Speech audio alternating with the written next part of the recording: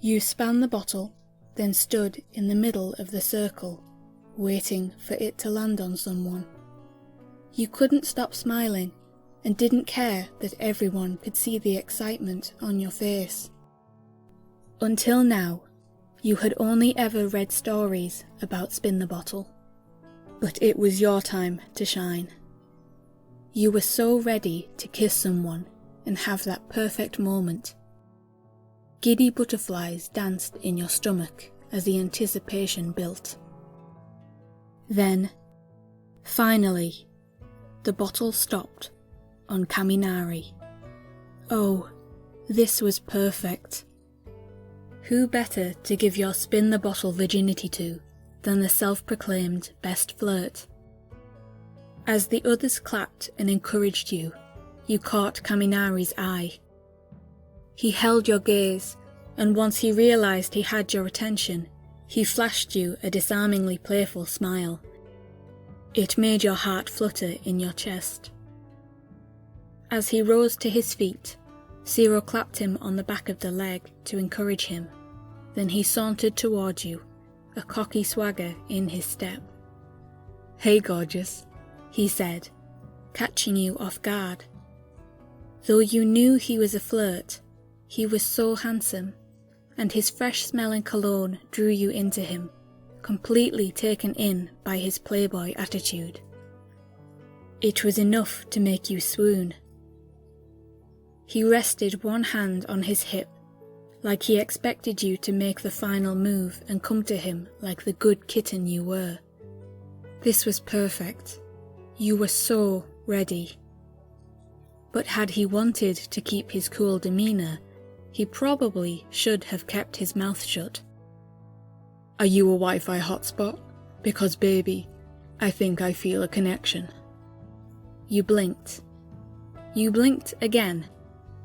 The words ran through your head once, then twice, and you couldn't help but notice the smirk on his face, like he thought he had just graced you with God's own personal pickup line. You couldn't help but snigger. Rather than being offended, Kaminari grinned at your reaction. "Hey," he said, cocking his head to the side once you looked at him. "Perhaps you misheard me. Let me try again." He cleared his throat dramatically. "Dang, did you steal my quirk? Because your beauty is shocking me tonight." You snorted with laughter, clutching your hands around your mouth to shut yourself up. It didn't help that Zero was holding his head in dismay, unable to believe Kaminari would use such utterly ridiculous pickup lines. So much for being a playboy. Somehow, though, you liked this dorky side of him more. "Come on," Kaminari whined, his eyes glinting playfully as you laughed at his expense. "They weren't that bad, were they?" As you bent forward to try and hide your amused expression, Kaminari grinned, bending low enough so that he could look up at you. "I've got plenty more where they came from. Just tell me when I say the one that makes you fall in love with me, okay?" You couldn't help it. It was the look on his face, the way he knew he was terrible at this, but carried on anyway. It made your laughter so much worse. You creased over, and it was all Kaminari could do to hook his arms around your middle to stop you crumbling. Fine.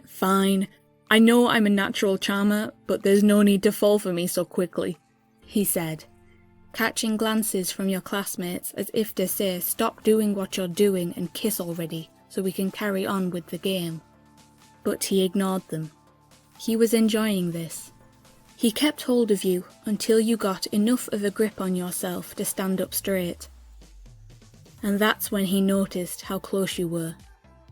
The joy in your eyes was captivating, and his throat clogged the moment he realised he couldn't look away from them. He tried to speak, but for possibly the first time in Kaminari's entire life, he was tongue-tied and speechless. But when your laughter started to fade, and you also noticed how closely your bodies were pressed together, as the blush started to creep onto your cheeks and you realised the room's collective gaze was on you, Kaminari stepped up, as he always did, to break the tension. "Hey, if you were a fruit, you'd be a fine apple." As another bout of laughter burst out from you, you smacked him playfully on the shoulder. "Please no more, they're terrible," you begged, unaware how much your giddiness was affecting Kaminari, how desperate he was to see your smile last forever. "I beg to differ," he said, finding your laughter infectious. He couldn't help but squeeze you in his arms as he chuckled along with you. All right, so this wasn't quite the spin the bottle moment you had imagined. Kaminari was a pick-up line spewing dweeb, and yet somehow you found him more attractive now than ever before.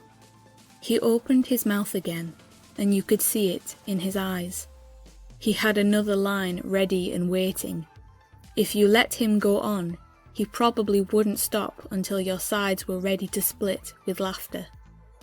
Who needed world-stopping passion when you had someone happy to play the fool to make you smile? Before he could say anything more, you leaned in and crashed your lips to his, wrapping your arms around his neck to shut him up.